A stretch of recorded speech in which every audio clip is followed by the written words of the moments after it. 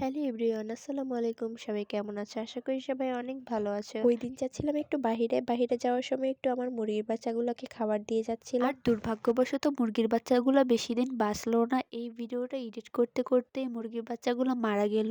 আমি যেহেতু ভিডিও একটু লেট করে আপলোড দিচ্ছি এই কয়দিন, যাই হোক, যাওয়ার সময় আমার মেয়ের জন্য একটু নুডলস রান্না করে নিয়ে যাচ্ছিলাম, যদি কেউ খায়। আমরা কখনো কখনো বের হই, আমরা নিজেও জানি না কোথায় যাব না যাব, অটোতে এসে ঠিক করি কোথায় যাব না যাব। পরে আমাদের এলাকার মধ্যেই একটা রেস্টুরেন্টে গেলাম। এটাতে আমরা ফার্স্ট টাইম গিয়েছিলাম। এটা অনেক বড় একটা রেস্টুরেন্ট এবং বাচ্চাদের জন্য একটা প্লে জোনও আছে। আর রেস্টুরেন্টটা দিয়েছে হচ্ছে আরিশার বাবার দূর সম্পর্কের কিছু আত্মীয়, যাদেরকে আমি চিনিও না। এখানে এসে আবার কার সাথে জানি দেখা হয়ে গেল, তার সাথে কথা বলছিল। রেস্টুরেন্টটার বাইরে এবং ভিতরে অনেক সুন্দর ছিল। আমরা উপরে তিনতলা গিয়ে বসি এবং একটা পিৎজা অর্ডার দেই এবং কিছু ছবি টবি তুলি আর ভিডিও করি। আর এই দোলনাটার মধ্যে আরিশা বসে তো উঠতেই চাচ্ছিল না, আর ওর বাবাও তো ওঠাতেই চাচ্ছিল না। তারপর আমি ওর সাথে বসে কিছু ছবি তুললাম। আর হ্যাঁ, ভালো কথা, এই রেস্টুরেন্টে কিন্তু একটা সুইমিং পুলও আছে। বাসা থেকে যেই নুডলসটা রান্না করে নিয়ে এসেছি সেটা ওকে একটু একটু করে খাওয়াচ্ছিলাম এখানে বসে। ওকে খাওয়াতে খাওয়াতে আমাদের পিৎজাটাও চলে আসলো। ওর তো পিৎজাটা দেখে ওর মাথাটাই নষ্ট হয়ে গিয়েছে, কখন ও পিৎজাটা ধরবে। এখান থেকে পিৎজা এবং চা খেয়ে আমরা এখন চলে যাবো বাসায়। হ্যাঁ, আমরা শুধু ঘোরাফেরার উদ্দেশ্যেই বের হই নাই, একটু কেনাকাটা ছিল সেগুলাও করেছি। আরিশার জন্য অনেকগুলো মোজা কিনেছি, পানি গরম করার একটা ফ্লাক্স কিনেছি, আবার আরিশার জন্য কিছু ঔষধও কিনেছি।